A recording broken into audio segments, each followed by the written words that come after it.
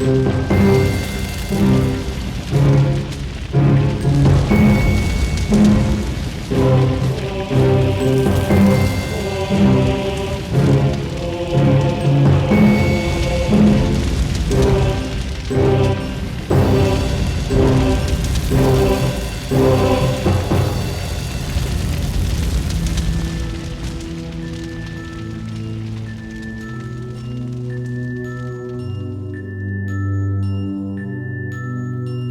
is one of the best-selling books of all time.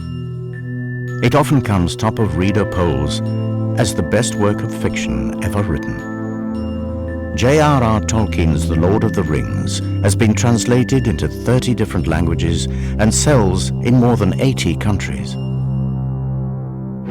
Such success has inevitably produced a small battalion of academics speculating as to the meaning of the book and the motives of its author. To some, The Lord of the Rings is an allegory of the Second World War, a triumph of good over evil. To others, it is a lament for the rural shires of England, lost to urbanization and industrialization in the 1930s. Left-wing critics have argued that the book champions the ideals of collectivism, while some on the extreme right have viewed the novel as an endorsement of white supremacy. Happily for many readers, Tolkien had little time for the theories. Writing in the foreword to the second edition, published in 1966, Tolkien states that he cordially dislikes allegory and warns the reader not to look for any broader meaning to the story.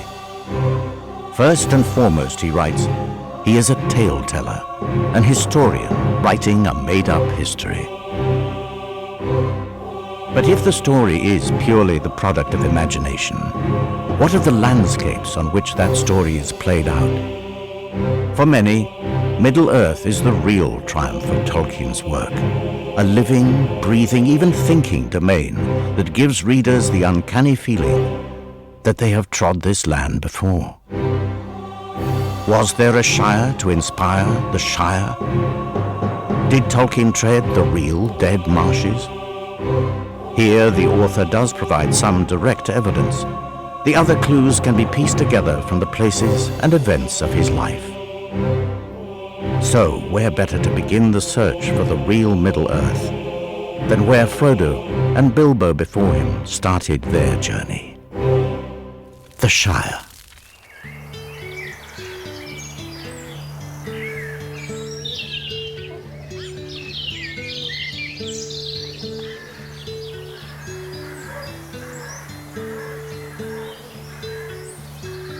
There are physical resemblances to English rural landscape with small villages, hills, woods, but not necessarily forests.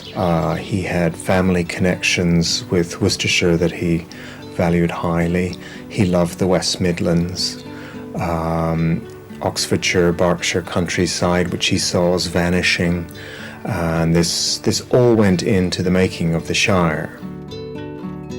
And what better way of making these landscapes feel like England than the borrowing of English-sounding place names? The vast majority of the place names in the Shire are very much English place names.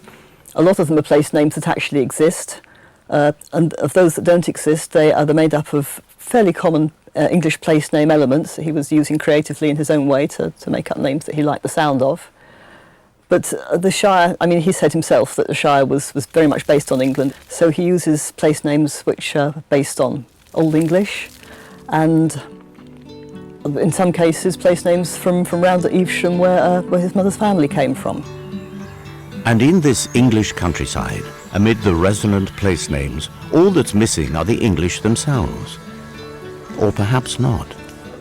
The Hobbits, there are people who are very down to earth, stoic, faintly laughable.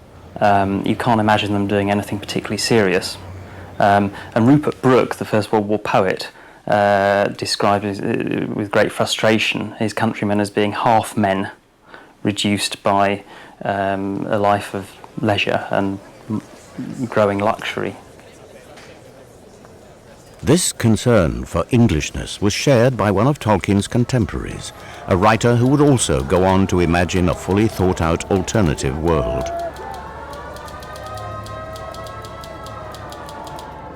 George Orwell was also very concerned with what it meant to be English, and he referred to the English people as this peculiar mixture of democracy and privilege, honesty and humbug, and so on. And actually Tolkien had very much similar interests and concerns. Tolkien approached the whole question from a conservative point of view with a small c, and Orwell from a socialist, but their concerns and their fears were very much very closely related.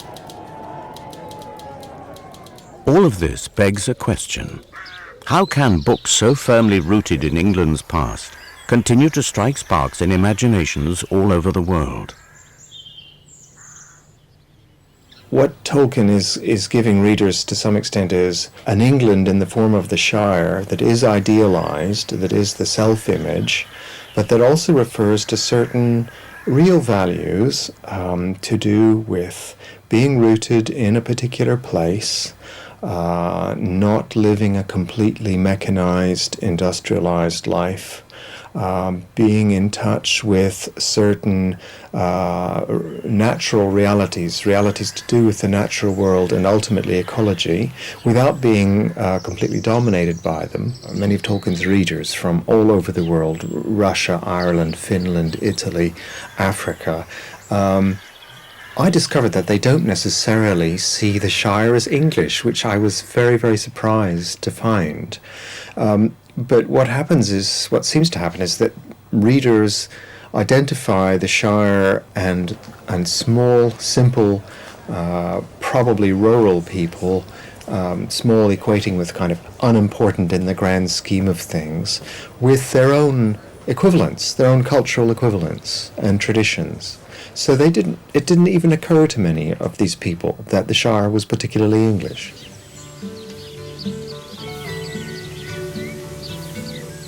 I think the idea of home is terribly important in Tolkien's work, and being at home, feeling at home, homesickness. After all, the subtitle for The Hobbit was There and Back Again.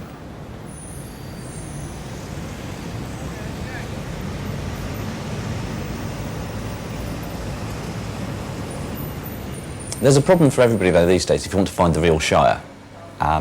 It's been sort of built over or cut down. At one point when Fellowship of the Ring came out, I was asked in a radio interview, why aren't they filming it in Britain? Well, it's quite simple, because you can't get any place in Britain that's matching the descriptions, which doesn't have a major road or is under an airport's flight path, which is a problem. Nevertheless, the Shire remains a place in which modern readers feel very much at home. The book starts off with things like a birthday party. And who doesn't have birthday parties? You know, we all do. It's a very good connection. Likewise, as we're sat here in a pub having a drink and a chat, that's one of the other aspects of the book. You start off talking about birthday parties with a group of people sat in a pub, as Tolkien and his friends would do as well. They'd regularly meet up in pubs in Oxford, the Lamb and Flag or the Bird and Baby, and they'd drink and chat in C.S. Lewis's rooms.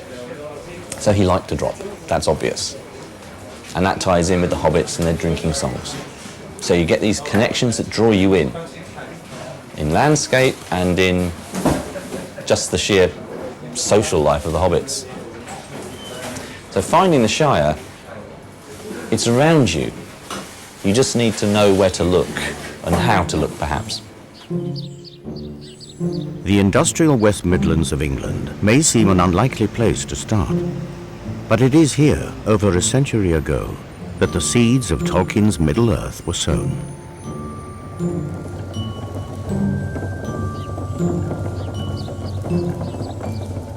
Although J.R. Tolkien was born in South Africa, both of his parents came from Birmingham, and he returned when he was 3 years old with his mother and younger brother for what was meant to be just a family visit. But in fact, it turned out tragically to be a permanent move, because while they were away, his father Arthur died back in South Africa. And so they were forced to set up home permanently in Birmingham. They didn't have a lot of money, and so they found a small cottage in the tiny hamlet of Sarehole, which was then in Worcestershire and not part of the city of Birmingham. Most importantly for Tolkien's development, it gave him access to a beautiful part of the Worcestershire countryside where he could play and to a certain extent trespass on the farmers' lands. And we're standing here at Sarehole Mill, which is one of the most influential of the places from that period of Tolkien's childhood. And we're probably standing as near to it as Tolkien himself would have got, because of course it was a working mill in those days. It is surely more than coincidence that a mill should be present in the Shire, just around the corner from Bilbo and Frodo's home, Bag End. And Ronald, as Tolkien was then known, along with his brother Hilary, was inspired by the mill's inhabitants too. They would go up to the mill and creep around the outside and look through the gates, and the miller would come and chase them away. And he was covered in white, he was dressed in white. We'd think of it nowadays as being flour, but it wasn't. They were actually grinding bone meal at the mill in those days. And so he was given the nickname of the White Ogre. And not very far away was a farmer who had mushroom fields, or fields with mushrooms in them. I don't think he grew them commercially. And they'd go and try and lick his mushrooms, and he'd chase them away, and they called him the Black Ogre.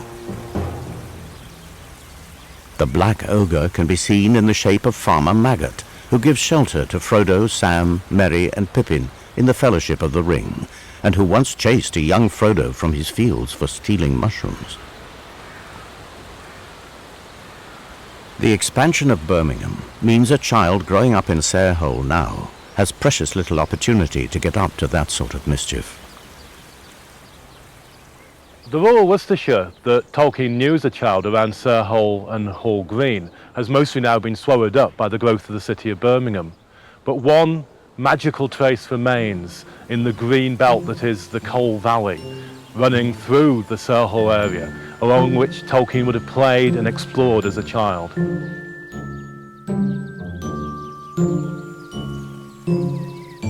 There was a real danger that Birmingham would swallow up the Coal Valley, but campaigners have succeeded in preserving this echo of the Shire.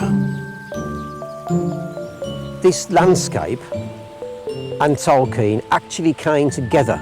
And it is rather nice to think that this little bit of intimate little river that most everybody everywhere else in the country forgets about, doesn't even know about, could actually end up being part of the influence on novels which had such an impact on people worldwide.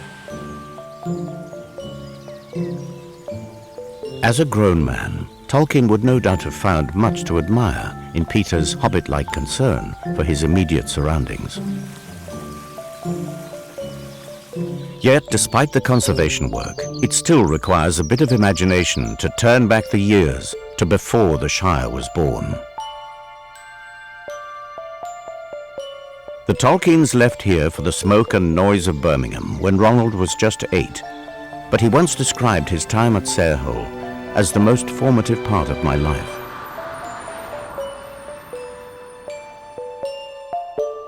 The Shire did not grow out of Sarehole alone, but from a wide expanse of England, which before the Norman conquest of 1066 was the Saxon kingdom of Mercia. Tolkien spent most of his life here and was a self-proclaimed Mercian who lamented the Normans' brutal suppression of Anglo-Saxon culture. As a 17-year-old, he introduced a motion to his school's debating society, arguing that this house deplores the occurrence of the Norman conquest. But those strong Anglo-Saxon influences can be seen in Rohan's hardy, warrior-like people. The Shire grew out of something cozier and a good deal less distant. It came out of the villages and countryside of Tolkien's modern-day Mercian home. Tolkien said, perhaps mischievously, that Hobbiton was nothing more than a Warwickshire village at the time of Queen Victoria's Diamond Jubilee, 1897. But the Shire is a good deal more complex than that. If you go to the west of the Shire, you find an area called West March. March means a borderland, as in the Welsh marches of Britain. March is also very much the same name as Mercia, the old Middle Kingdom, which was very much his personal and linguistic homeland. And this is a curious thing. The landscape there is not a Welsh landscape. The downs there are called the White Downs, and you find White Downs not on the Welsh borders, but south of where he lived, down in Berkshire, indeed down in Kent and Sussex, where his brother lived in Sussex for a long time. So he's taken one part of the English landscape, which he was very fond of, and moved it to another part of the map that he was also very fond of, and he's combined the two. This subtle combining of real places with a deep understanding of language, and especially place names, is common throughout the Shire, and indeed Middle-earth. It is a writing technique that at first glance appears to evade simple links between real and imaginary places. Yet such links can be made, as revealed by a visit to a tiny Worcestershire hamlet called Dormston. Here, at the end of an unremarkable track, is a farm where Tolkien's Aunt Jane lived in the 1920s. Today, it's called Dormston Manor. But maps from the time reveal another, more significant name. It is a perfect example of Tolkien's love of place names and the Mercian countryside coming together. And it no doubt appealed to Tolkien as a linguist's joke, Bag End being the literal translation of the French cul-de-sac. Further south, the well-stocked fields of the Vale of Evesham provided more stimulation for Tolkien's equally fertile imagination. It was also the ancestral home of the Suffields, his mother's family. Though a Tolkien by name, he considered himself a Suffield by tastes, talents, and upbringing. As he also described himself as a hobbit in all but size, it is surely not a leap too far to see a good deal of the Shire in this corner of rural Worcestershire. And when Tolkien loved an area, he seemed to love the place names too. For instance, he has one village called Frogmorton, near where his mother's family used to live in the Vale of Evesham, a village called Throckmorton. And this again is a settlement in a marsh, moor. But the Throck, of course, is nothing to do with frogs at all. It would have been one of the local residents, perhaps back prior to 1066. So he's there taken a town with a personal name in it, removed the personal name and put in a local feature. A nearby village might also have suggested the alias Underhill, used by the Shire's most sought-after inhabitant, Frodo Baggins. Though in interviews and letters Tolkien often referred to the West Midlands of England as his home, it was the university city of Oxford where he spent most of his life. Tolkien and Oxford are intimately linked. He came here as a student in the 1910s, sort of studied here until he joined the army for the First World War, came back, worked on the dictionary, that's what's become the Oxford English Dictionary, but which at the time was the New English Dictionary, taught for something like almost 40 years, changed college from one professorial post as Professor of Anglo-Saxon to Professor of English and Literature. And while he was here, wrote some of his most famous works, both academically and, The Hobbit, Lord of the Rings, the novels everybody loves. However, though Hobbiton occupies roughly the same latitude and longitude on the map of Middle-earth as Oxford does on our own map, it was to the surrounding countryside that Tolkien turned as the Shire continued to take shape in his imagination.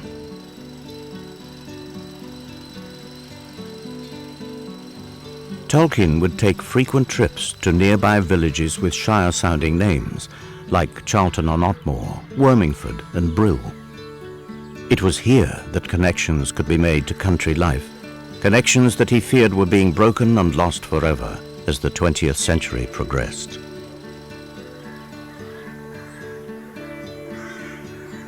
And these small communities were fresh in his mind as he wrote The Hobbit and The Lord of the Rings in his suburban Oxford home.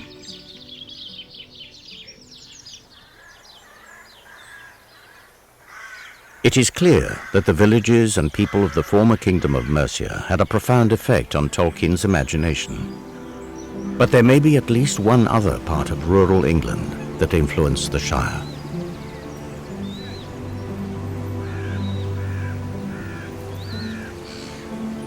Stonehouse College is a Catholic boarding and day school. It's been in Lancashire for 200 years, but it actually started life 400 years ago in northern France. In those days, a Catholic education wasn't possible in England. Professor Tolkien would have known about the school even before he came here to visit, because it was one of the most important Catholic schools in England.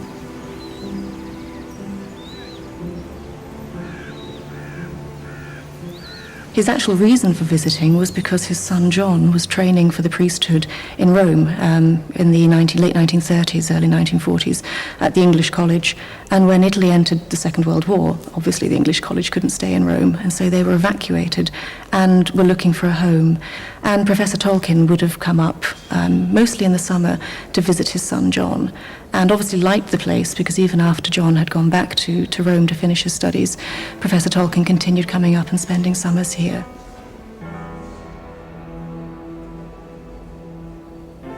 There's a tradition in the school that he wrote part of The Lord of the Rings in what is now the boys' library. And we certainly know that he wrote while he was staying in the guest house, the college guest house, because of the family have said, we must be quiet, Professor Tolkien's writing upstairs. He came here mostly for summer holidays, and I imagine he would have taken full advantage of the countryside. He loved the countryside, and there's some very beautiful countryside around us. Many readers will recall the Shire when looking out across this landscape. But where is the evidence that this part of England actually helped shape the Lord of the Rings? The Sherborne family, who owned Stonehouse College between the 14th and 18th century, perhaps was an influence to J.R.R. Tolkien when marking out his map of Middle-earth and including a river called the River Sherborne. Also, if one looks at the three rivers that Tolkien included in his map of Middle-earth, the River Sherborne, the River Brandywine, and also the River Withywindle, the confluences of those three rivers do follow very closely the confluences of the three rivers that run through the Ribble Valley, the Hodder, the Ribble, and the Calder. Down where the River Calder meets the River Ribble, if we were to go back to the 1950s and back further than that, when Tolkien was visiting Stonehouse College, you would have found a passenger ferry that crossed the River Ribble opposite Hacking Hole. Now, of course, in the book, Frodo escapes from the ring race, a Black Rider, on a passenger ferry.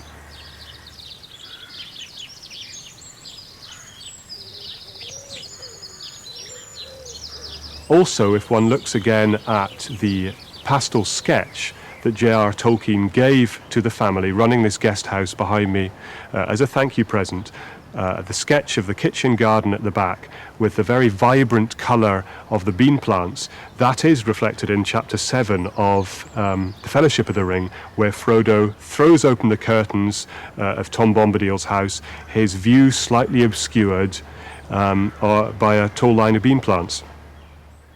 As peaceful as it is today, this part of Lancashire has a troubled history. It was here that one of England's most savage witch hunts took place. To this day, on Halloween, local people walk to the top of Pendle Hill, symbolically reclaiming it from Satan. As a regular visitor, Tolkien must have been aware of this. Perhaps Pendle's mist-laden peak is an evocation of the dark and brooding places that lie just beyond the Shire's borders. Stonehouse College's claim is interesting because they have some landscape connections, but that does tend to ignore the fact that Tolkien was brought up in Warwickshire and Worcestershire, studied in Oxfordshire, had a first sort of professional job in Yorkshire, and then came back to Oxfordshire for the rest of his life. In fact, the only shire he wasn't in when he went to Bournemouth. And that's Dorset, but then again it's Dorsetshire. So I'd say their claim is fairly tenuous. Whether Tolkien simply saw in the Ribble Valley reflections of his Middle-earth, or was directly influenced by the area, remains the stuff of debate. The Shire is a landscape of the mind that does more, much more than simply gather together memories of vanishing villages and countryside. The Shire embraces and celebrates some universal values.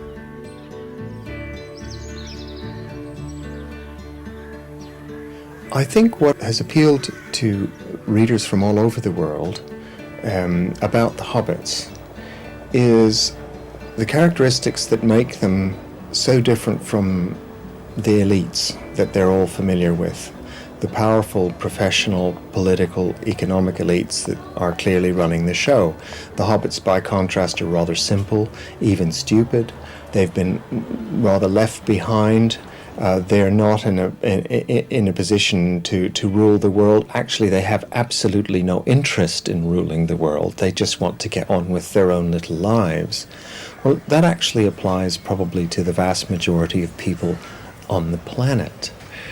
So it's not too hard to see why they would find hobbits, in this sense, easy to understand. When Frodo is compelled to leave the Shire for reasons beyond his control, we are reminded that the outside world cannot be shut out forever, that the landscapes beyond our vision and what goes on there cannot be ignored. If much of the Shire can be traced to a bygone rural England, what shaped the rest of Middle-earth? In part, the answer can be found in Tolkien's lifelong love of language. Tolkien loved words of every sort, particularly names which had beautiful and mysterious sounds to them. He started making up little bits of his own language when he was really quite young with his young cousins. And he said in later life that this was something which a lot of children do, but most of them drop it, and he went on doing it, as we know, all his life. The sound of the words conjured up images in his mind, and of course he became a writer of fairy stories, so the images that they conjured up in his mind were not the images of the everyday world outside, but places that you would only see in dreams or perhaps in a beautiful picture, but also perhaps the kind of scene that you might see by looking out of a window on the right sort of day and the right sort of light could be transformed into these fairy landscapes. He said himself that names come first and the story follows. As in so many other respects, Tolkien was reverting to a very old and now unfashionable set of ideas and values, and one of them with respect to language was that there is some sort of meaningful connection between a thing or a place and its name, that the connection isn't completely arbitrary, so that he went to great lengths to try to ensure that people, places and things had the names in the various languages of Middle-earth that were appropriate for them.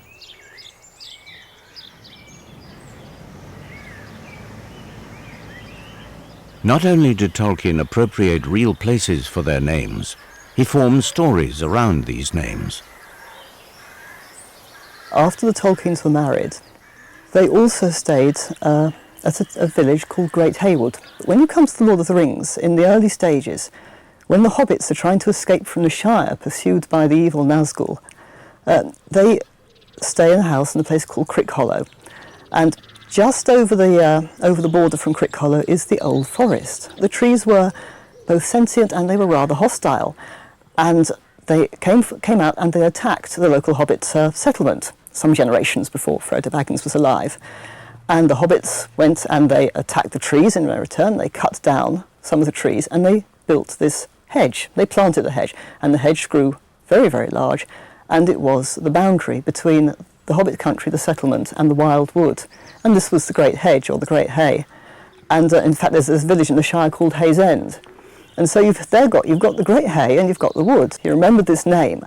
And this contained within it an idea, a very, very dynamic idea of the relationship between the big hedge and the wood, and why it's a boundary. Why do they have to keep the trees out? Because the trees are hostile. As you journey from the Shire, fewer and fewer of Middle-earth's place names have their roots in English. Instead, they are increasingly derived from Tolkien's invented Elvish. Elvish, in turn, draws on the languages of two very different European countries, Wales and Finland. He started writing Quenya, the first one that he began to invent, after he discovered Finnish. He was not a great scholar of Finnish or a fluent reader, but he worked with the Finnish text for a bit because he wanted to know and understand more about this language whose look and feel, whose sound and tradition really appealed to him.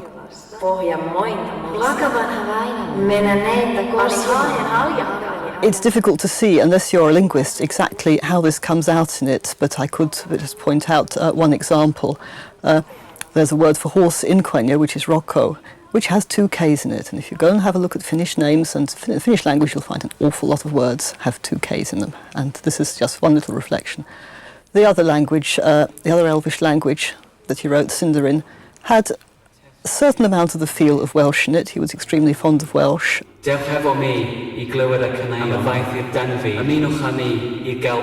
are some elements in it, for instance, Wen, which means a young woman. You see that in the name of Arwen, Aragorn's wife. That's also a word which appears in a great many Welsh personal names. It doesn't mean a young woman in Welsh personal names. It means white, as in Bronwyn, which I think means the white-breasted lady, which is very beautiful in itself. And he built some of this into his Sindarin. And the relationship between the 2 languages, which he spent most of his life playing with, was that the sound shifts between the one and the other reflected what might have happened had the Finnish language gradually mutated into the Welsh language over thousands of years. And this was his philology, and this is what he really enjoyed.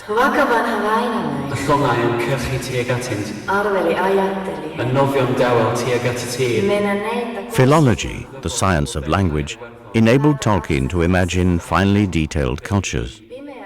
His invented history is peopled by great heroes and villains, encompasses epic stories, and roams across fantastic landscapes. The places he'd seen provided the cues and the images and the memories which he could connect to the words that really appealed to him, that he found beautiful, and create out of that a landscape and peoples and actions. And this was what was most important to him.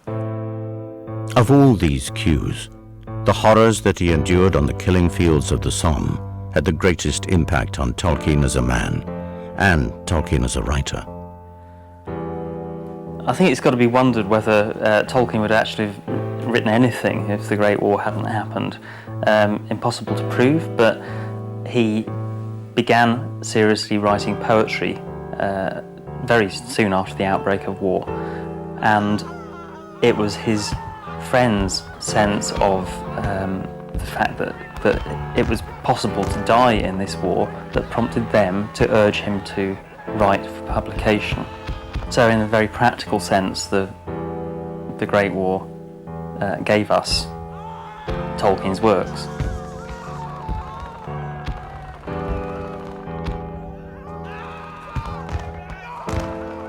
It's very telling that before he went out to fight in the Somme, Tolkien had developed his idea of the elves, his invented languages, but when he returned from the Somme, he fitted these pre-existing elements into what was suddenly an epic about the conflict between good and evil. The First World War did not just provide the impetus to write, it provided solid locations too. The Dead Marshes were the only place where Tolkien actually says, this showed the influence of my experience in the First World War. It's a rank, poisonous marsh in which the phantoms of the corpses of those who died in battle long ago are part buried. And clearly it evokes what the soldier saw on the Somme. In the book, it's dreamlike. On the Somme, it was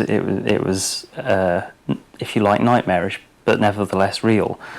That you could see faces staring up at you from pools in the mud.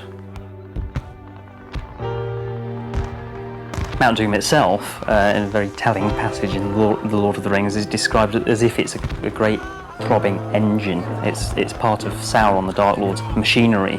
So in a sense, it's a sort of artillery piece in its own right.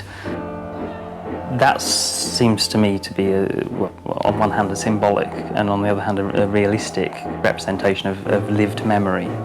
And there are other aspects to Mordor which only make sense, really, if you refer them back to Tolkien's experiences on the Somme. the air is bitter and acrid. The water is described as bitter and oily. It is worth recalling that the Shire is remarkably close to the Grey Havens, the port from which Frodo and the elves depart on their journey from the mortal world. In other words, the land of the dead is worryingly close by.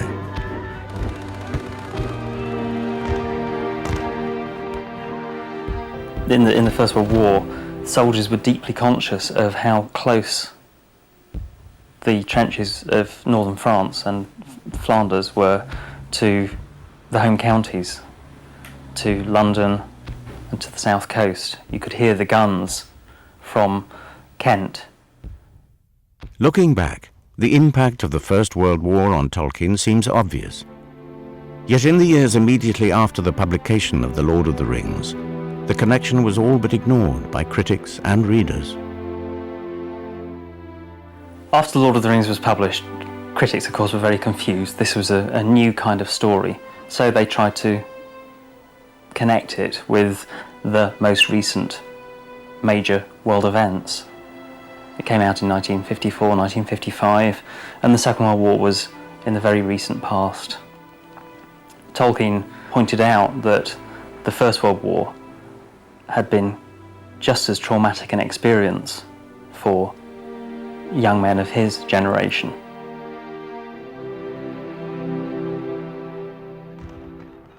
Tolkien's response to World War I was profoundly different to that of other soldier poets. Tolkien says something very paradoxical on the face of it, which is that it was in the Great War that his taste for fairy stories was awakened. This seems paradoxical because it was this war in particular that created what has become known as disenchantment in literature. It made most soldiers question the values of the society that had brought them to that extreme. Values such as heroism, majesty, power, honour. Tolkien turned to fairy story at this time because fairy story is about the encounters of brave people with danger and their transformation by danger. In this manner, Tolkien was able to use the general conventions of the fairy story to achieve something much more specific. When Tolkien started out devising his mythology, which was during the First World War, his idea was to develop a mythology for England. So he actually created very consciously connections between his fictional places and places in Britain that mattered to him personally. For example, Warwick, where his fiancée Edith lived, became the capital of the Lonely Isle, as it was called, Cortirion, and Oxford took its place as Taroctana.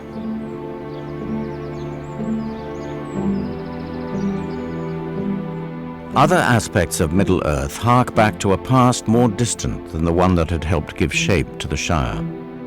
A trio of influential sites can be found to the southwest of Oxford. In Berkshire, there's the White Horse on the hill at Uffington. That's a famous sort of chalk carving in the hillside. And in Lord of the Rings Two Towers, we come across the people of Rohan, who live on a rolling grassy plain that sort of runs into hills and in mountains. And the symbol of the king's house is a white horse on a green background. So obviously that was a link to Tolkien's stories in some respect. And I think actually Christopher Tolkien mentions it either as an aside in the biography or in the Tolkien family album, that him and his father would cycle out there sometimes.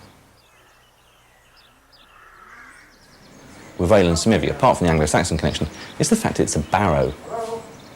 A stone entrance, very much like the descriptions you get of the Barrow-White's mound in the Barrow-downs at the edge of the Old Forest, when Frodo and co are caught in the mist.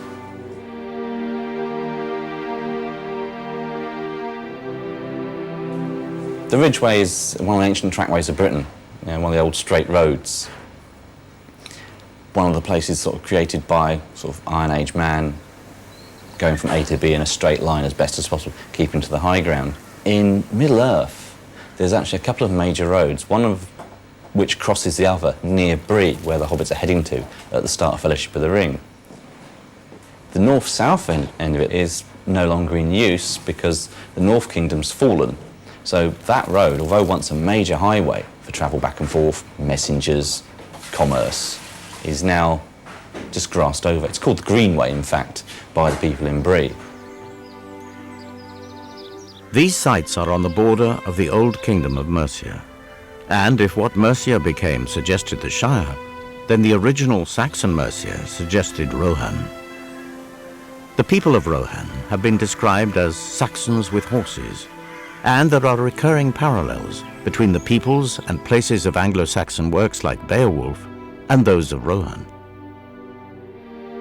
Not surprisingly, Tolkien made this connection linguistically too. People who read The Lord of the Rings will remember the country of Rohan, which plays a major part, particularly in the second book. But the name of that country is not actually Rohan. That's what it's called by its neighbours, the men of Gondor, and it means horseland.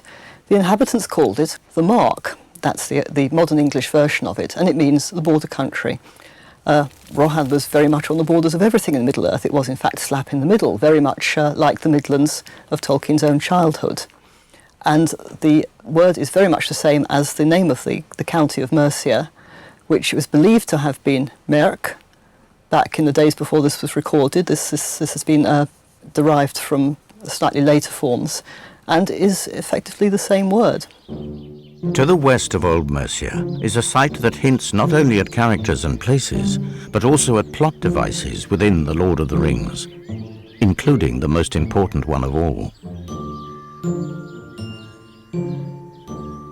Back in 1929, a Romano-British temple at Glidney Park in the Forest of Dean was being excavated by Sir Mortimer Wheeler, and at that time he asked J.R.R. Tolkien to write an analysis of the name of one of the local gods, Nodens.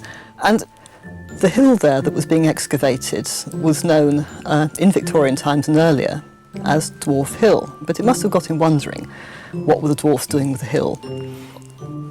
Among the artefacts they dug up were a number of very, very small tools, which are interpreted as being, naturally in our world, toy tools.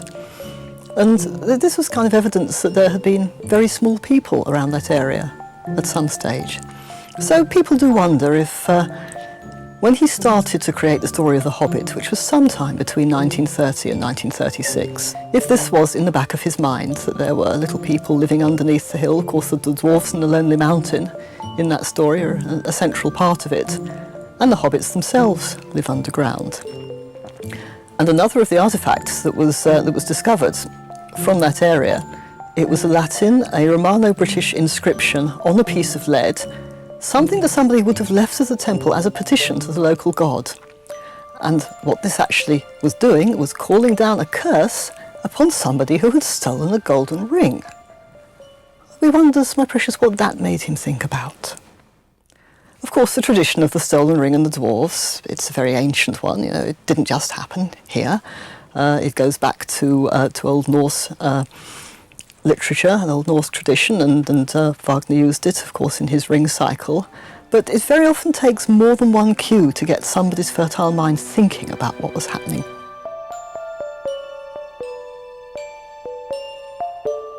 To evoke the great buildings of Middle-earth, Tolkien was obliged to put Anglo-Saxon culture to one side. Instead, he looked closer to home, to Birmingham and Oxford, the cities that most shaped his life. At the age of 8, he had moved from Sarehole to Birmingham, where he attended a local Roman Catholic church, the Oratory.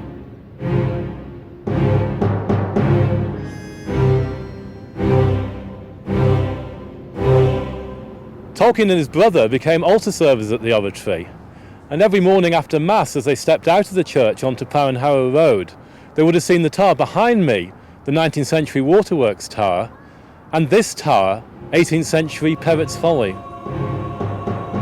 Though it is tempting to see in these towers the two towers of the second volume of The Lord of the Rings, Tolkien never revealed to which two towers the title alludes. But it does not seem fanciful to suppose that to a small boy from a rural background, these twin structures would have left a lasting impression. Towers are of crucial importance to the Lord of the Rings. They are symbols of power, from Cirith Ungol in Mordor to Saruman's stronghold Isengard, from the three elf towers close to the Grey Havens to Minas Tirith. The Shire is not noted for its towers, but then few hobbits lust for power, as the other peoples of Middle-earth do. While the Shire may not be renowned for its grand buildings, Oxford certainly is. Here Tolkien walked the streets of a city that would suggest one of the grandest places in Middle-earth, Minas Tirith. In Return of the King, you have Legolas and Gimli walking through Minas Tirith, the great town of Gondor, the great city fortress almost. And although Legolas is none too keen, being a wood elf, who doesn't really like stone buildings, Gimli sat there looking around, walking along, going, there's some good buildings here. But there's a history there of interesting names and things carved over doors. And if you look around Oxford colleges, you'll find a lot of them have heraldic symbols carved over their entrances. There's a lot of them who've got very interesting stonework. For instance, Exeter College, Tolkien's own undergraduate college, if you walk in there, a lot of it was remodelled in the sort of 18th, 19th century. But there's a couple of very old buildings dating from more like the 15th, 16th century. And the clash of stonework is interesting there, not just because it's pretty to look at, but it ties in quite nicely with some of the descriptions of Minas Tirith. The fact that obviously the city has grown and changed over the years, buildings have been rebuilt and remodelled and fallen empty. Because especially if you walk around a college in the vacation, there's very few people there, so it suddenly becomes a bit of a ghost town. It seems very much like a Minas Tirith, but it's a patchworky thing. You have to be in the right sort of lane at the right time to get a shiver of, this could be Minas Tirith. In Oxford, Tolkien found darkness alongside the grandeur.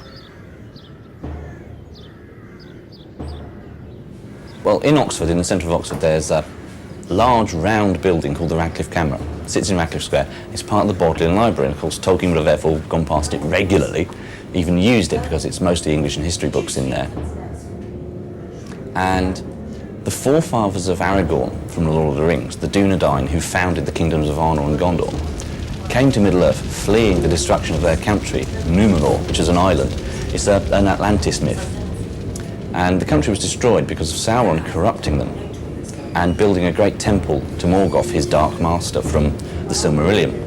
And his temple is described as being round with a great silver dome which blackened over time with the smoke of sacrifices.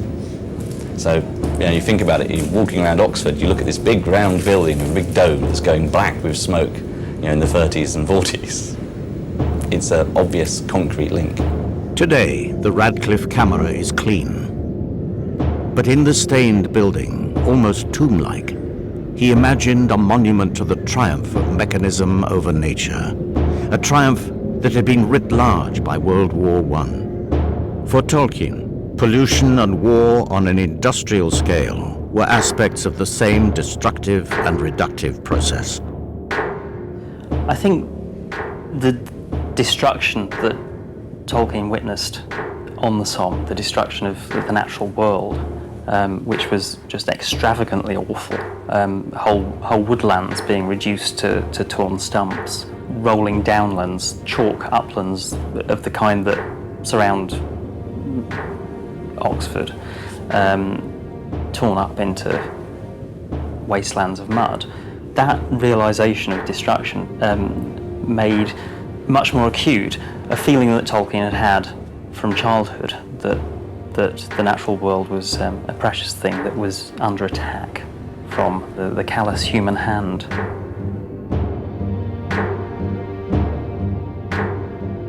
I think the conflict between industrialization and nature is very central to The Lord of the Rings.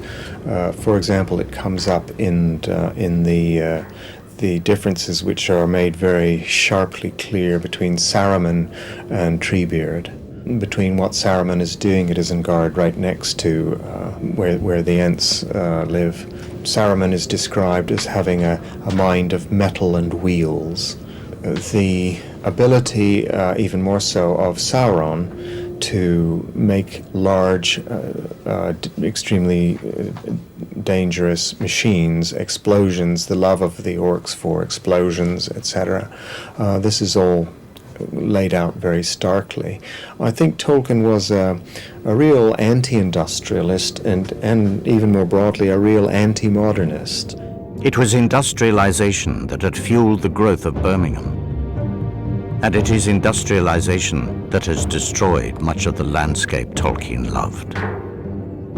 This is a classic example of what Tolkien feared most, that his beloved Worcestershire countryside would be submerged by industry and urbanism.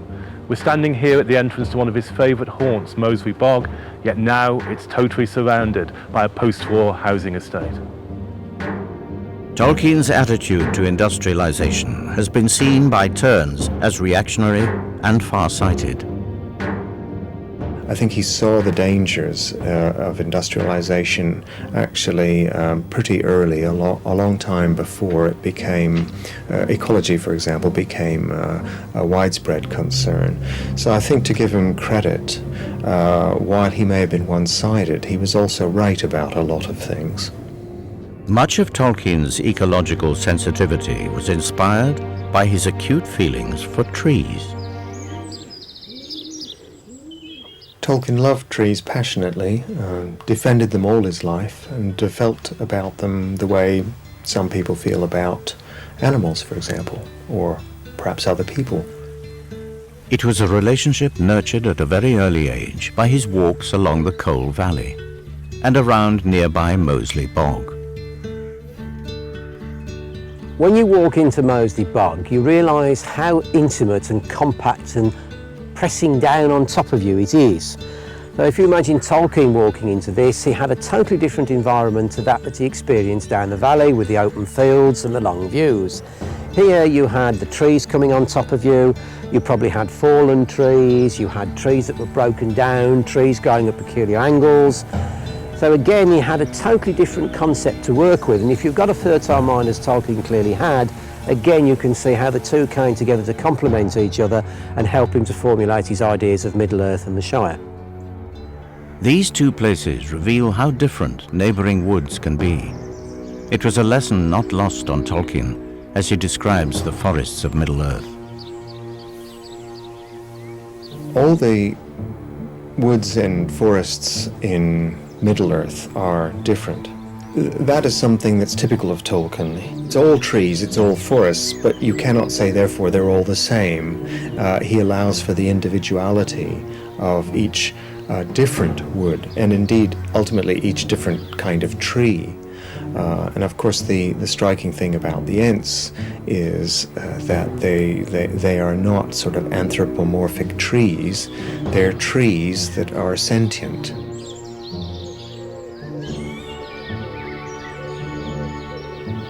While the natural world is worthy of reverence and respect, it also shouldn't be romanticized. They're not pretty, harmless things. They can be quite fatal. If you get lost in Mirkwood, if you wander off the path, you've pretty much had it. And the Old Forest obviously is a dangerous place.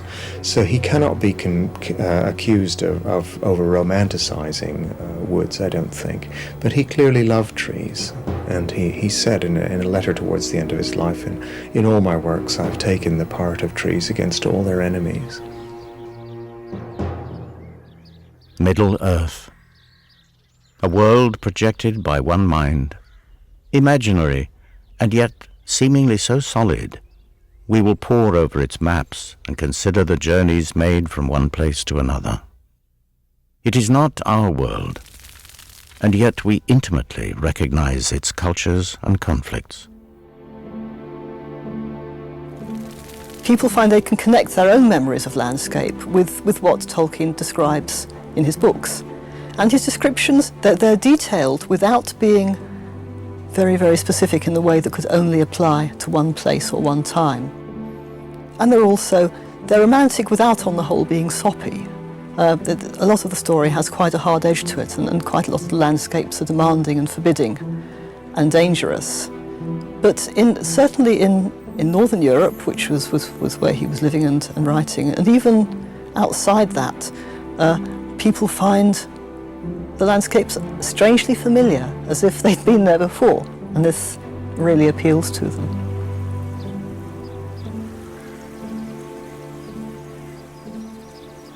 He was a man who was very interested in the world around him. He had very strong political views. He wanted to effect change in the world. But his method of doing so was not by preaching or polemicising. It was by fiction or poetry, the literary means, the inspirational means, if you like. There is this very integral, intimate connection between people and kinds of people and place in Tolkien's work. Something that, by living in large cities which more and more resemble each other interchangeably, I mean, look at the high streets in British cities and the shops there and so on, we're losing sight of this. The quest to find the real Middle-earth has led us in the footsteps of its creator, J.R.R. Tolkien, to the places he frequented and loved, through the woodlands in which he played as a child, to the city where he studied his beloved languages and imagined and wrote, and to the no-man's land of the Somme. But Tolkien urged readers to apply their own experiences of people and places to the story. The Shire he imagined can't possibly be the same as yours or mine. It was Tolkien's great gift to take familiar places and to transform them into something unique and unforgettable. It allows us to see in the apparently ordinary places of our own lives something fantastic and worth cherishing.